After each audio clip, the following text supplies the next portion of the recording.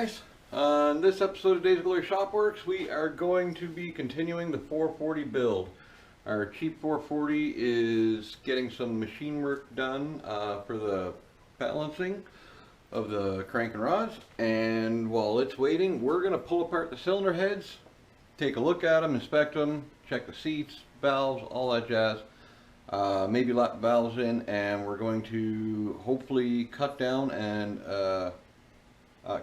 our valve seal area and see if we can use the positive locking valve seals from the comp cams unit. Long story short, here's one of the two heads we're going to be working with, and I'm going to get to stripping everything apart on it, and we'll take her up from there. So we're starting out basically what you do anytime you pull a head off after you clean it up with a pressure washer or a hot tank or whatever you want to do. We're stripping the valve springs out. Normally you have to take a soft hammer and you tap on the valve spring retainer. The retainer and the keepers wedged together under the pressure of the spring, and so they kind of stick together. Quick little rap with a hammer on the edge of the valve retainer, and then you can go ahead with your spring compressor, compress the spring and retainer, pull the keepers out. I like to use a little magnet to fish them out so I'm not dropping them everywhere. And that's that in a nutshell. I didn't want to show you all 8 because frankly it is boring.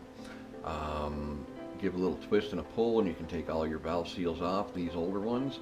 You don't gotta pry them off with a screwdriver or a pry bar or anything like that like a lot of the newer ones, but anyway, once they're out of the way, I mean, they're old and they're tired and almost rock hard. So we want to start looking at our valves and our valve guides.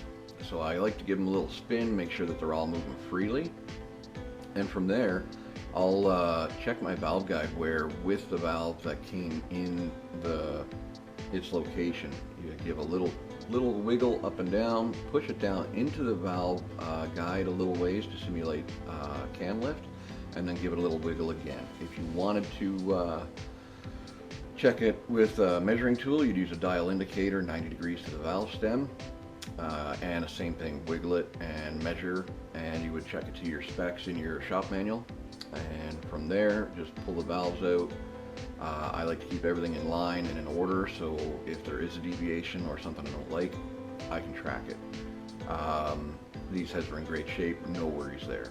So simple tools again, just take a wire wheel on your drill, nothing fancy. I'm just cleaning the carbon and little deposits off the valve seats, and I just want to get a nice good view from my eyeball, looking for any cracks basically. So I grab a light, again my phone, it works.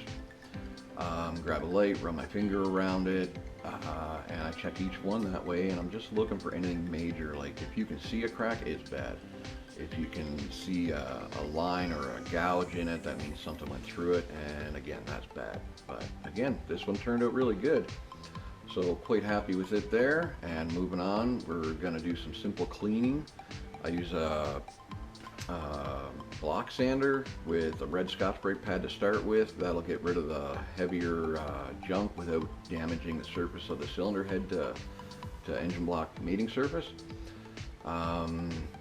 Now once you go with the Scotch Brite pad all over it evenly and you're pretty happy with how that turned out, I always like to take some 180 grit sandpaper and same thing. Use the block sander, run all over it, and that'll clean up the deeper stuff as you're moving the surface and just removing as many deposits as you can. Once you're happy with the Scotch Brite pad and the 180 grit sandpaper, go ahead and do some more Scotch Brite padding. This took probably about 15 minutes honestly, and I'm really happy with the results. Now I still don't know if the head's warped or not. I don't expect it to be, but you never know what you're going to find. These are used, they were low kilometer, but you never know. So we will be checking for warpage and such later on. But right here you see me, I'm grabbing a razor blade, brand new out of the package, and just run it over the surface. I can find a little bit of deposits that way that the sandpaper won't remove, and running it over, I'm pretty happy. So we'll clean up those little spots. I hit it with Scotch Brite pad again, and that's it. That's all you need for the deck surface, and that's a good clean surface that you know is going to seal properly. So I do the same process with my intake mounting surface and my exhaust gasket surface as well. Scotch Brite pad, 180 grit sandpaper, and Scotch Brite pad again. Razor blade it, and you'll know the razor blade will pick up all those little edges that the sandpaper will smooth over, and when you're done, you're done. So that's it in a nutshell. I mean, we want to make sure we got good surfaces we can count on, and from there it's nothing but moving on to the next step, and you'll see the next step real soon. Thanks very much. Alright guys, well, that is part 6 of our cheap 440 build, wrapped up in a nutshell. I'm keeping these videos short on purpose. I know I said I was going to do more in this video, but when you knock it all apart and are trying to go through all the details, it's a lot of time spent. So we're going to continue to keep these videos short and simple. That way, if there's any details you want to go back on, you can. It's not going to be too hard to track it down through the whole build process. That was simply cleaning our surfaces, splitting our valves and springs out, and I hope you guys enjoyed it. Simple processes you can do at home. You don't got to be stellar at it. You don't got to send the head out and get it milled just to get a fresh, good surface that the cylinder block and head gasket will mate to. Stay tuned for our next video. We're going to go through checking the deck surface for warpage and probably a couple other items. Again, keeping it simple. We're doing our step by step.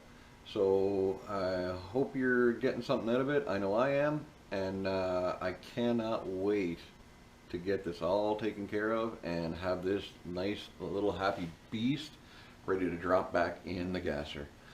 Alright guys, stay tuned, and thanks for following.